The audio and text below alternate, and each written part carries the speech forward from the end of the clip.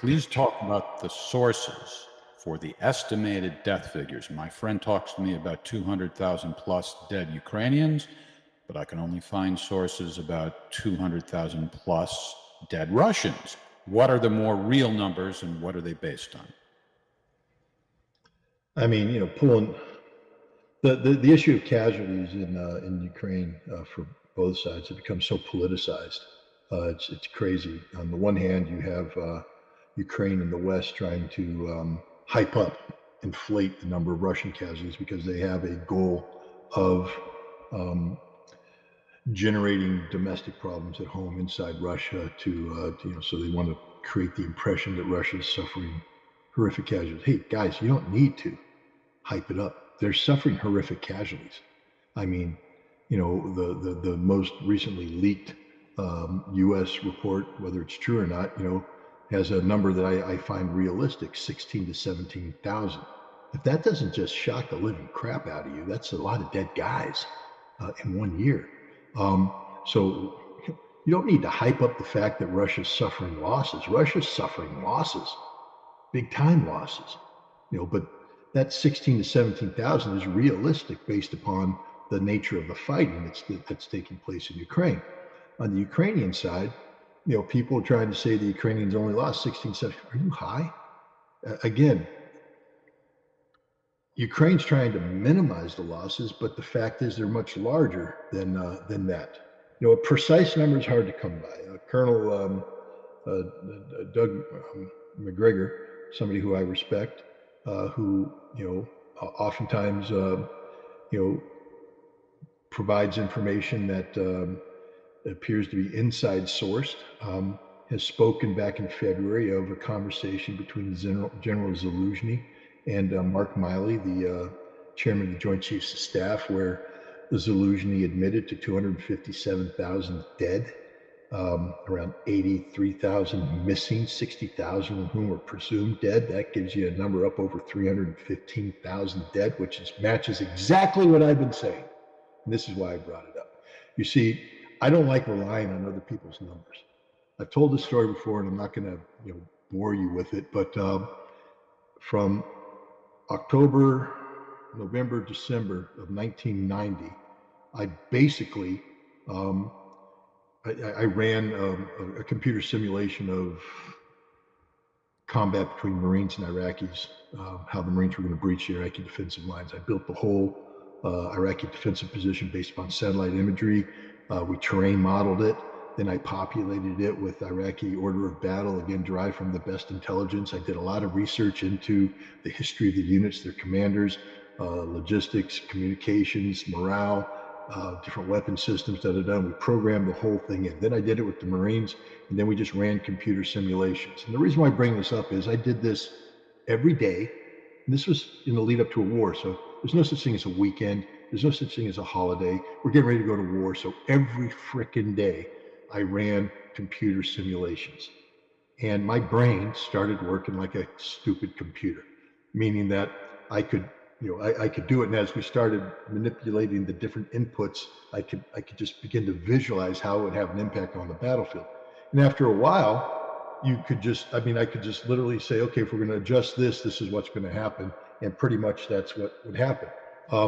And I will say this, the last simulation we ran is the one that we ran before we sent the plan off to General Walt Boomer, who was the 4-star Marine Corps general in charge of Marine forces in the Gulf. And we said, this is the plan you should use when attacking the Wafra oil fields, and that's your best chance of success. The real battle unfolded pretty much exactly like we simulated. So I'd say we got it about right.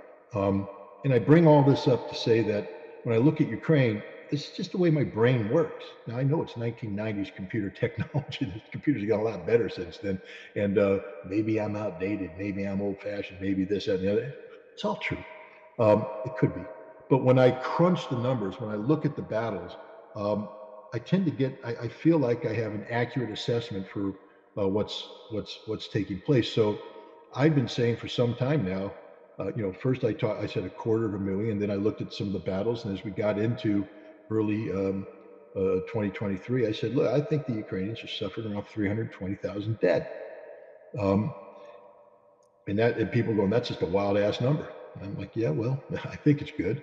And now Zaluzhny has supposedly leaked data to General Mark Miley that 275,000 dead with 60,000 missing, presumed dead. And when you add that up, you come right about where I was.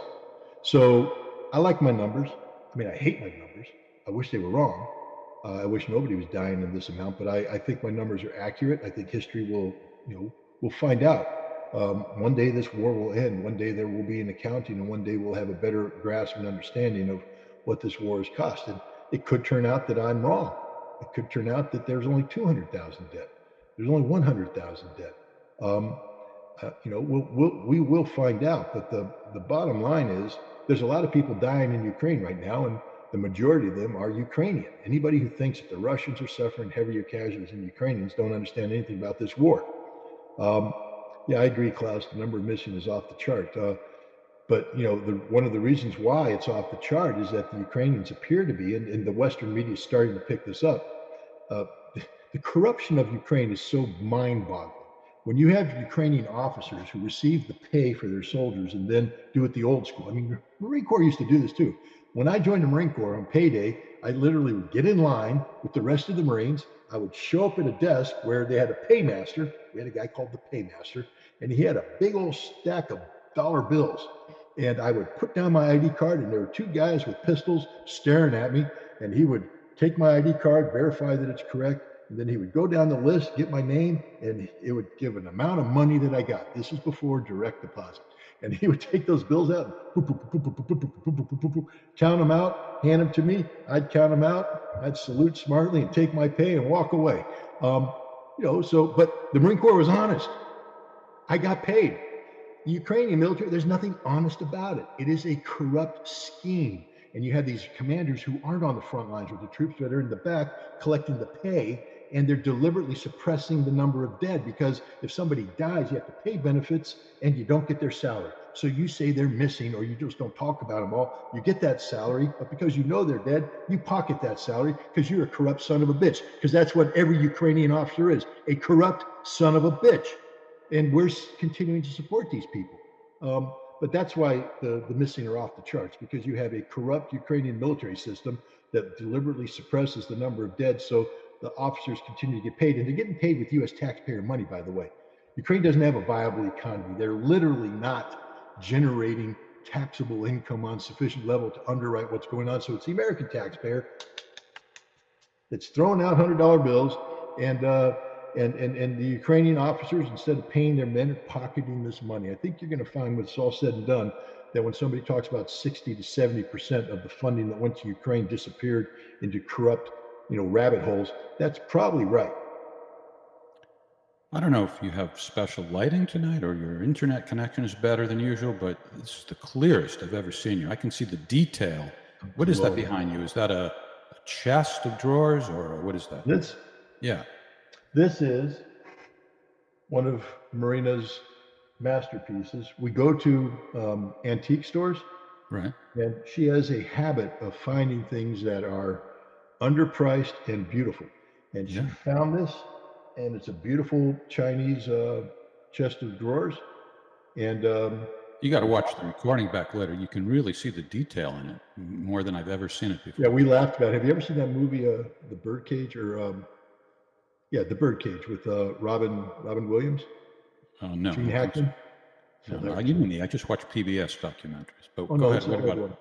But they have there's just a scene where Robin Williams plays a gay guy who's running a drag show thing. Long story, but he's visited by Gene Hackman, who's a very conservative politician, and his wife, and they're eating out of bowls on which are Greek men engaged in what looks like to be leapfrog, but it's not leapfrog. But the point is horizontal recreation. Yeah, but it's done because you notice how sometimes they have the art where they show the Greek men running in marathons and doing this and that and the other thing, and so it looks like that. But on closer examination, you look and you realize, oh, they're not engaged in marathon work; they're engaged in something else. This might be something that Gore Vidal would have in his living room. Maybe, as wanted to do. But so we were concerned when we first got this. We were looking at what they would go, oh my God, have we actually looked at what's going on here? So we had to sit there and stare at each figurine just to make sure We didn't inadvertently buy a birdcage type wooden carving thing. Well, if YouTube hasn't given us a strike or whatever they call it, I guess we're all right. All right. It looks beautiful. Good find, Marina. Good find. Howard Dillon from Gainesville, Florida asks the following. Please, Mr. Inspector, tell us what you think of the United States and England walking out on the last UN meeting. How would you describe those antics? No worries, you can't be any less diplomatic than these so-called diplomats. It's amateur hour. That's all it is. The United States and Great Britain are showing that they are nothing but, crybabies, children. And all of Europe's that. The Russians have tried to assemble. They have the chairmanship of the Arctic Council or something of that nature. All the nations of the Arctic get together and talk about what's going on. And yeah, here we go. Wow, you guys are amazing. Look at them, children.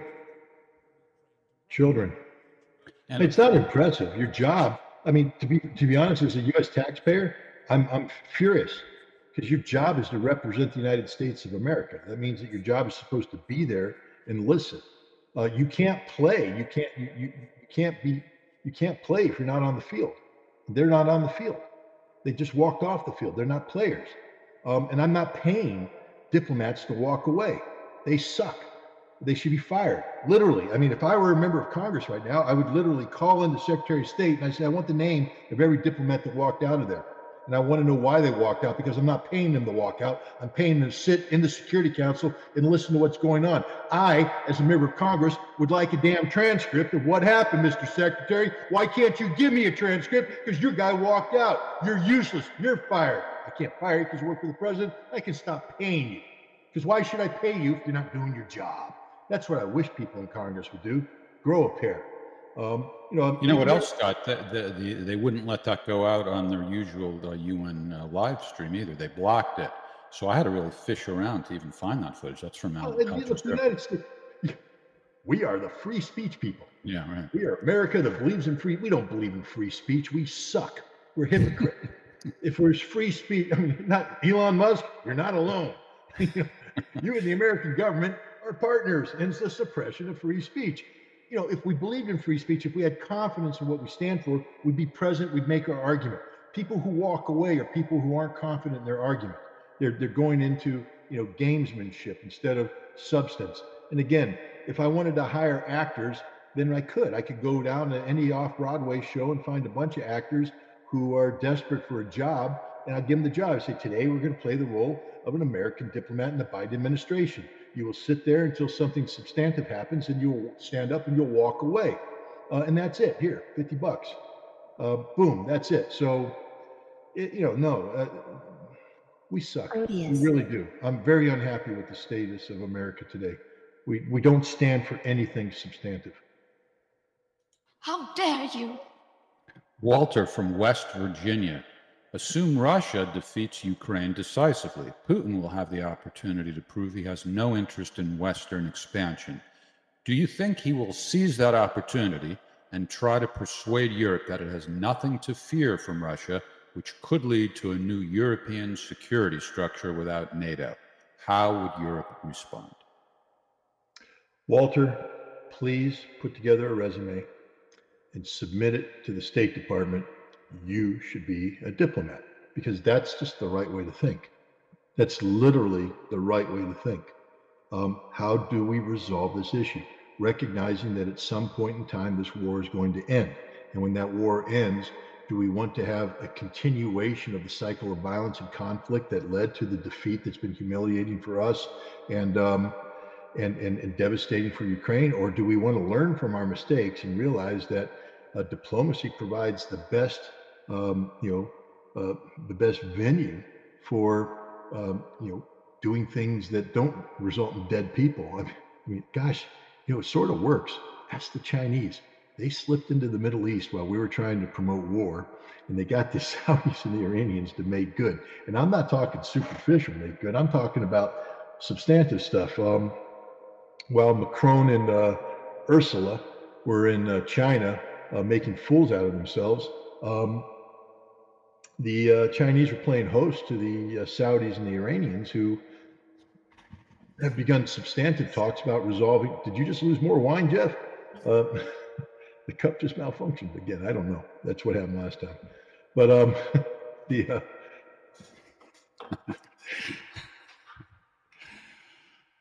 There's something deeply wrong with me. the cup, you poured more wine in and you just lost it again. There's something deeply wrong with me. Even though I was consciously aware of it, I poured too much in. Ryan, boom, a double lawsuit. I think I need it. I don't know if it's AA I need or just I have a memory problem or something. Jeff, What? Diet Coke, man. You can't go wrong. I'm going to stick with this cup, though, even though it's